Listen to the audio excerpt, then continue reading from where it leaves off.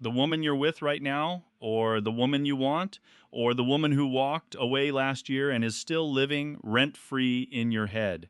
She is walking around with a list of needs inside her that she has never shown to anyone. Not her mother, not her best friend, not the therapist she's been seeing for 3 years, and definitely not the men she's dated, including the one she said she loved. This list is 7 items, seven specific, non negotiable hungers that every woman carries with her from adolescence until the day she dies. And here's what's going to hurt: almost no man meets any music of them. Not one, not two, zero. The man who remembers her birthday doesn't meet them. The man who pays for every dinner doesn't meet them. The man who says he loves her 3 times a day doesn't meet them. And she nows it. She's known it her whole life. She's lived inside that hunger for so that she's stopped expecting it to be satisfied. She's accepted that love as she was taught to understand it doesn't actually feed the part of her that needs feeding most. And then every once in a while, a man shows up who does meet them.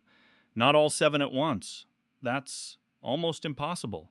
But enough of them, enough that something is inside her that has been asleep for years, wakes up and starts paying attention.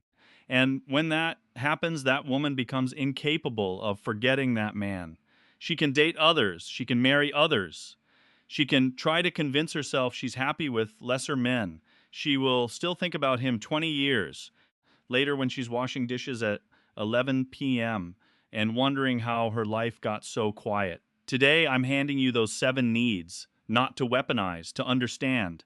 Because Niccolò Machiavelli, 500 years ago, mapped these exact dynamics in his study of how human beings bond to each other. He wasn't writing about women. But what he found about the architecture of human attachment applies to female psychology with an accuracy that will make your head spin. By the end of this, you'll know what she's been starving for, and you'll know exactly how to become the man who feeds her, need one, to be seen through her performance. The first need is the one that underlies everything else, and it's the one men miss most consistently because meeting it requires a level of attention most men have never learned to. Pay. Every woman performs. Every single one, from the moment she wakes up and decides what to wear through every interaction she has during the day to the moment she falls asleep, she's performing not because she's fake, gaudy, because performance is survival. She learned by the time she was 12 years old that the world treats her differently based on how she presents herself. So she curated, she refined, she developed a public version of herself that would navigate the world with the least friction and the greatest strategic advantage. That version is not her. She knows it's not her. She carries her real self underneath the performance. And that real self is where she actually lives. But almost nobody ever meets the real Soph. Almost nobody earns access to it. Most men spend their entire relationship with her falling in love with the performance. And she watches it happen with a quiet sadness that she never names. Because the man who loves her performance doesn't love her. He loves an act, and acts can be replaced. Actresses are everywhere. The man who meets this first need does something extraordinary. He sees through the performance, not by trying to strip it away, not by demanding authenticity or insisting she drop her guard, by paying enough attention that he notices the moments when the real self leaks through, and by responding to those moments with recognition rather than retreat. Machiavelli wrote about this quality in his analysis of leaders who inspired the deepest loyalty. He observed that the leaders who bonded their followers to them most completely weren't the ones who gave their followers the most. They were the ones who saw their followers as they actually were beneath the social roles and expected behaviors. The follower who was seen in his full complexity became devoted to the leader who had seen him, because being seen that way was so rare that losing access to it felt like losing something essential. Your first job, if you want to meet this need, is to look. Actually look. Not at the performance, at the cracks music in. The performance, the moments when she says something real and then immediately covers it with a joke. The moments when a genuine opinion escapes, and music tries to soften it afterward. The moments when her eyes tell a different story than her words. And when you see these moments, you don't interrogate them. You don't demand more. You simply respond to what you saw, not what she said. You answer the real statement underneath the social one. You see the fear underneath the humor. You take seriously the opinion she tried to retract. And you do this consistently over time until her nervous system begins to register something it has rarely registered before. This man sees me, not my act me. And the moment she registers that, a door that has been locked her entire life begins to open, not all at once, slowly, carefully, with testing. But it opens, and what's behind that door is the real woman. The one nobody else has ever met, the one who has been waiting her whole life for a man perceptive enough to find her. Need two, to be taken seriously without being treated as fragile. The second need is one that the modern dating world is completely inverted. Men have been taught that taking a woman seriously means being endlessly gentle with her, treating her emotions as precious, never challenging her, never disagreeing, never pushing back on anything she says for fear of upsetting her. This isn't taking her seriously. This music is treating her as fragile, and it's the single fastest way to kill respect in a relationship. Every woman needs to be taken seriously as a full intellectual and emotional equal, not as a delicate creature who needs to be protected from your real thoughts. Her opinions need to be engaged with, debated with, sometimes disagreed with vigorously. Her thinking needs to be pushed against. Her reasoning needs to be tested, because this is how she experiences being taken seriously. Not through flattery, through engagement. Machiavelli observed this dynamic in the political relationships between princes and their most trusted advisors. The advisors who felt most valued were not the ones whose opinions were always accepted. They were the ones whose opinions were actually wrestled with, debated, sometimes rejected after genuine consideration. These advisors knew their thoughts mattered because their thoughts were treated like they mattered. They weren't patted on the head. They were taken seriously enough to be argued with. Most men, out of a misguided sense of chivalry, do the opposite with women.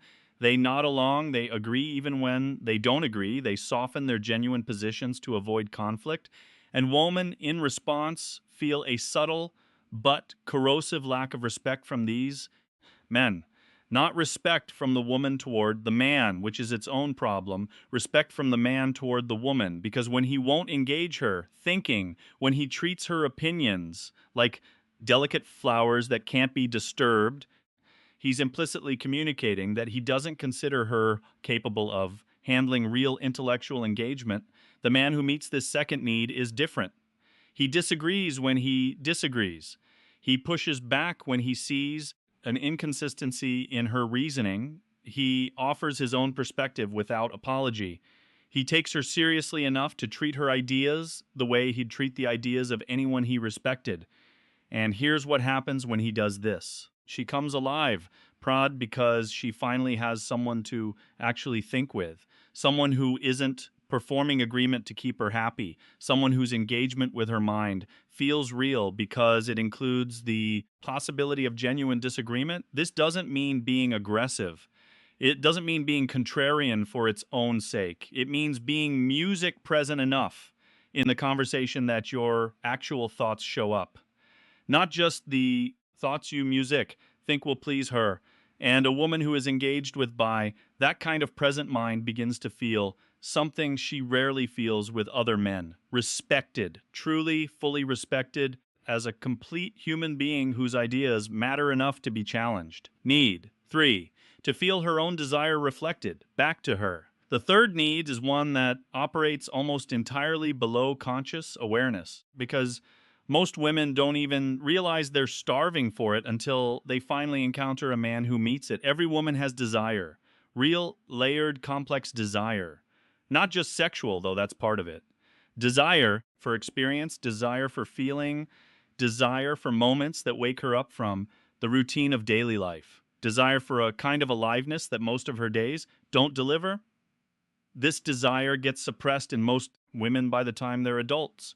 not because anyone told them to suppress it directly, because the culture around them consistently treats female desire as something suspicious, dangerous, or embarrassing. Women learn early to dampen their music own wanting, to settle for what's offered rather than pursue what they actually crave, to perform contentment with a life that's adequate rather than demand a life that's alive. Most men compound this suppression rather than relieving it. They offer safety, which is fine, but they offer safety at the cost of intensity. They offer reliability at the cost of aliveness. They offer a comfortable existence that slowly, quietly kills the part of her that needed something more than comfort. The man who meets this third need is different. He sees her desire, not the performed desire that matches what men usually want, the real desire, the one she's been suppressing for years, and he reflects it back to her not as obligation, as permission. Machiavelli understood the power of this kind of reflection in his analysis of how leaders inspired their followers. He wrote that the greatest leaders didn't impose their will on their people. They recognized their people's own suppressed ambitions and gave them permission to pursue those ambitions. The leader became the mirror in which the followers saw their own highest potential reflected back. And then the leader helped make that potential real. You can do this for her, not by telling her what she wants, by noticing what she wants and responding to it as though it's completely valid rather than something she needs to be embarrassed about. When she mentions a trip she's always wanted to take but probably won't, you take it seriously. You don't dismiss music it as a fantasy. You engage with it as a real possibility. When she expresses an ambition she's never told anyone about, you treat it as credible. You don't humor her. You ask real questions. You help her think through how she might actually pursue it. When she reveals a kind of intensity she usually hides, you match it rather than recoiling from it. You let her know through your response that her full range of feeling is welcome in this space, and something happens inside her that happens almost nowhere else. Her desire, which has been sleeping, wakes up, and because it wakes up in your presence, music, it becomes associated with you. You become the man who allowed her to want things again, who gave her permission to be fully alive, who didn't ask her to be smaller, quieter, more manageable than she actually was. That man is irreplaceable because he's not offering her a relationship, he's offering her back to herself. Need four, to be challenged without being diminished. The fourth need is subtle but absolute. Every woman needs a man who will challenge her growth without ever making her feel small in the process. This is a razor's edge.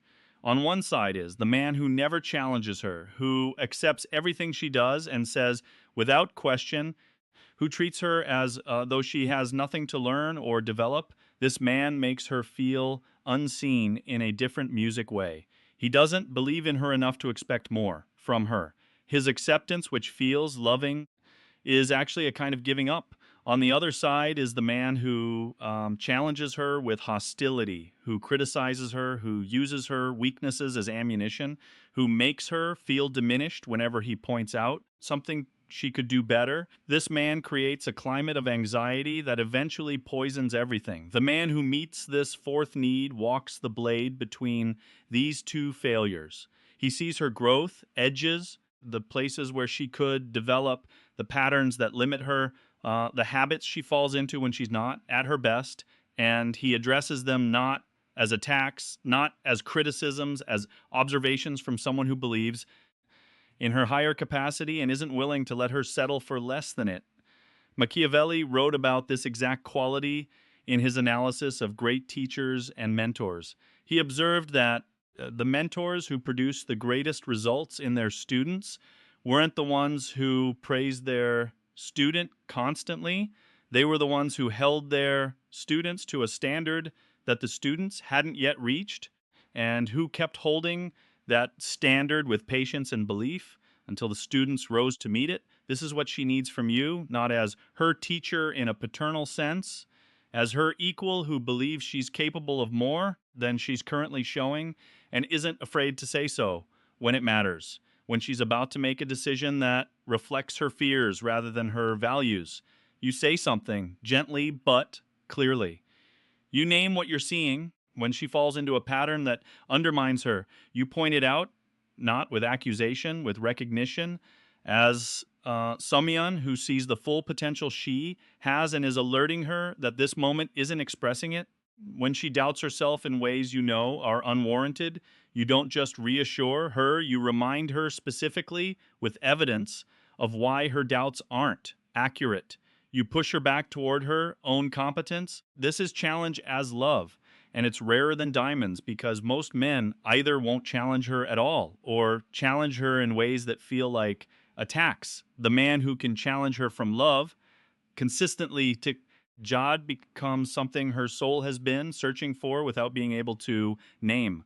A growth partner, someone whose presence in her life makes her larger rather than smaller. And once she has that, she can't go back to partners who don't. Need five, to be emotionally led without being emotionally controlled. The fifth need is one of the most misunderstood in modern relationship discourse because the language around it has been corrupted by ideologies that have nothing to do with what women actually need. Every woman needs a man who can lead emotionally, not dominate, not control, lead. There's a vast difference. Emotional leadership means that when the emotional weather of the relationship gets stormy, when conflict arises, when uncertainty appears, when fear enters the space between you, you don't panic, you don't collapse. You don't make her responsible for managing the emotional atmosphere. You steer it with calm, with confidence, with the settled presence of someone who has done their own emotional work and can now hold space for hers. This is different from emotional control, which is when a man tries to dictate what she should feel or punish her for feeling the wrong things. Control is domination dressed up as leadership. Real leadership is something else entirely. It's the ability to stay regulated when she's dysregulated, to remain present when she's withdrawing, to respond thoughtfully when she's reacting emotionally, not to fix her, to demonstrate that the relationship has a steady center even when she temporarily doesn't. Machiavelli wrote extensively about the quality of leadership that inspired loyalty versus the quality that inspired rebellion. He observed that leaders who tried to control their subjects through force and intimidation eventually faced revolts. Leaders who led through embodied steadiness, who demonstrated strength without imposing it, who created stable environments in which their subjects could thrive, generated loyalty that endured across generations.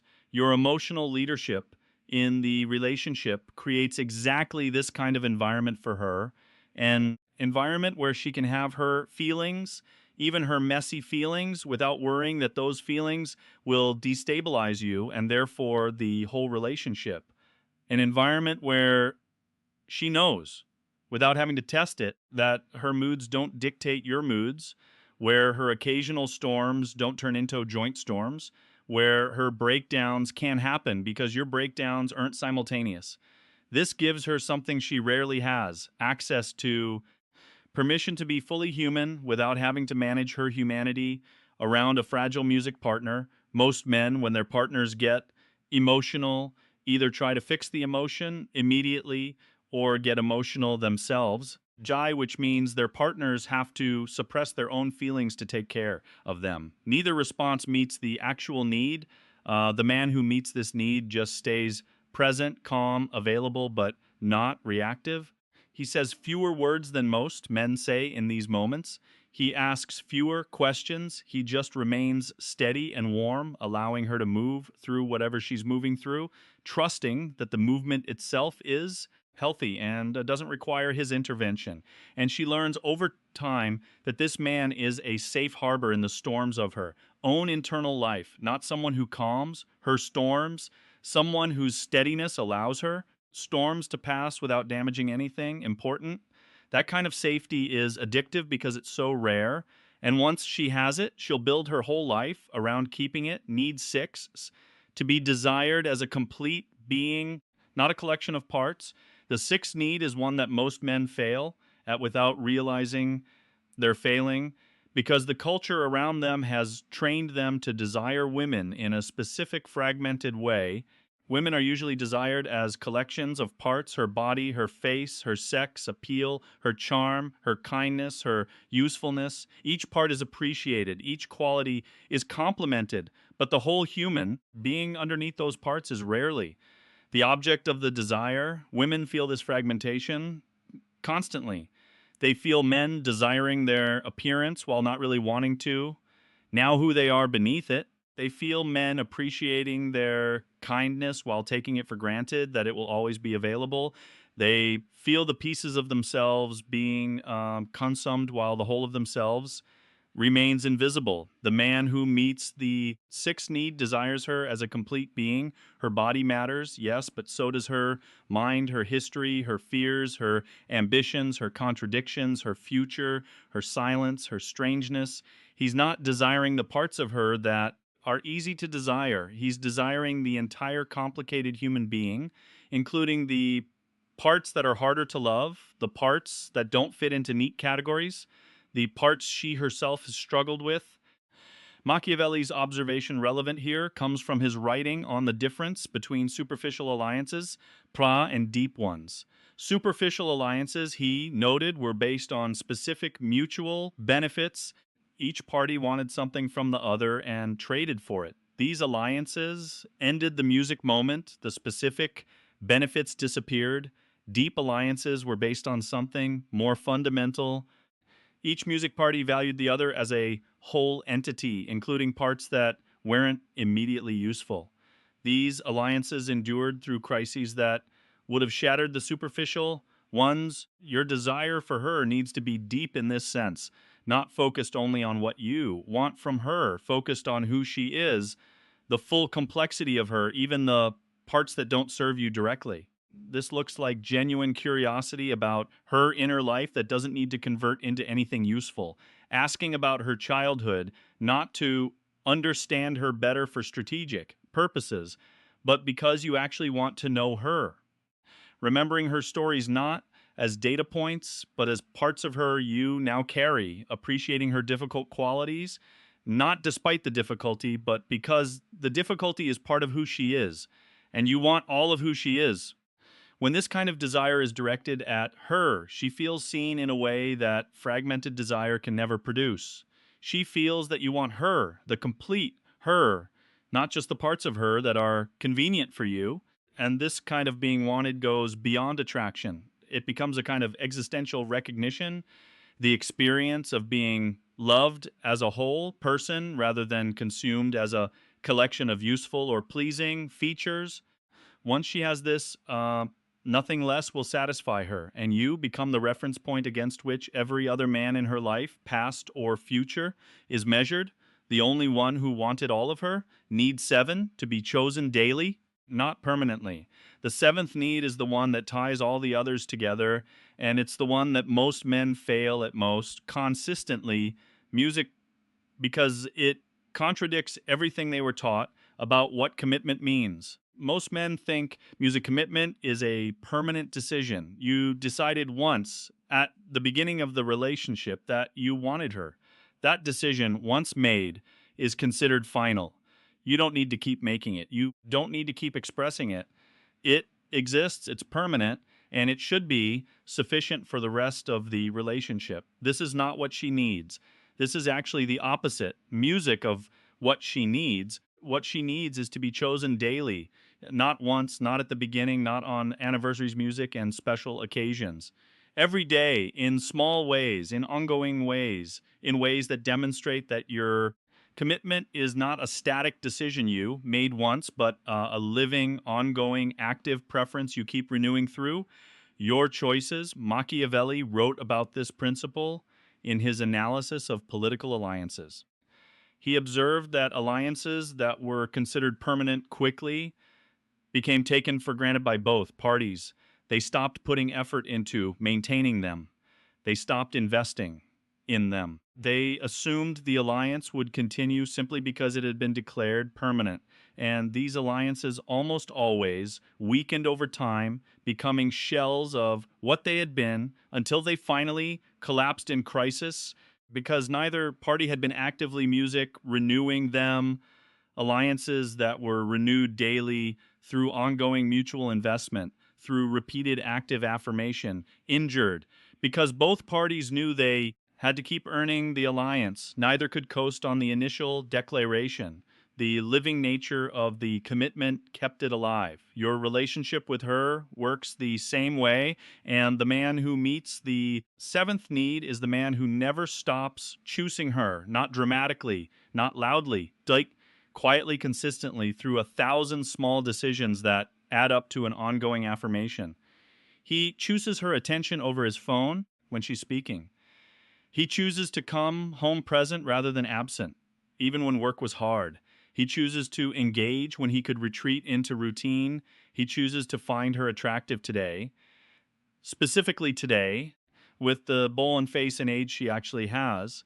Right now, not the ones she had 3 years ago, he chooses to be interested in what she's thinking about this week, not the version of her that used to be interesting to him.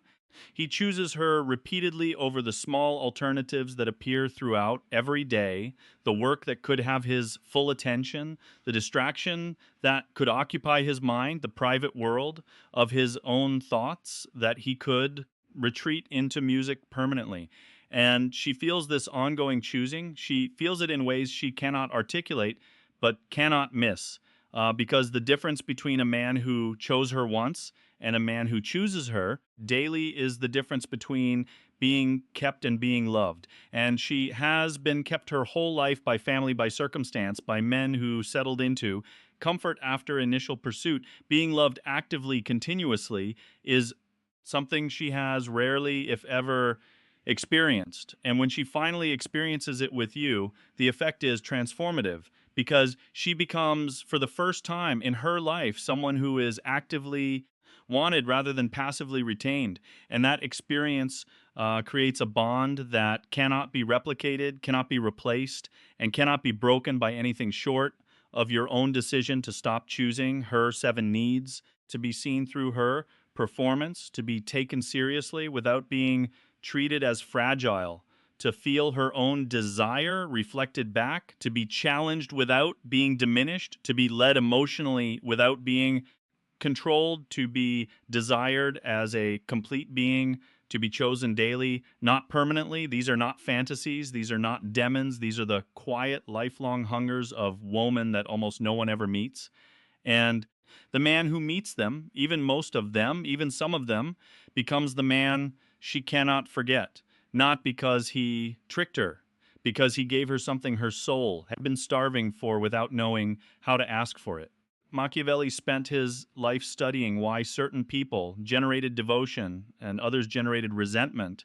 His conclusion across every context he examined was that devotion went to those who met people's deepest needs rather than their stated preferences. And deepest needs are almost never the ones people ask for directly. They're the ones people have given up on. Having met, the ones they've adapted. Music to living without, the ones they've stopped expecting anyone to understand, meet those needs, not performatively, not as a strategy, as an ongoing practice of genuine attention to who she actually is and what she actually requires to feel alive. And watch what happens. She won't thank you for it all at once. She might not even realize initially what you're doing that's so different. But over time, she'll start to notice that you're unlike anyone she's ever been with. That being with you feels different in ways she can't quite name. That the emptiness she'd learned to live with has somehow inexplicably begun to fill. And by the time she realizes what's happened, it will be too late for her to leave, even if she wanted to, because you will have become, through the consistent meeting of these needs, something she didn't know existed until she met you, a man who actually saw her, heard her, desired her, chose her over and over again. That man is legend, and you're capable of becoming him.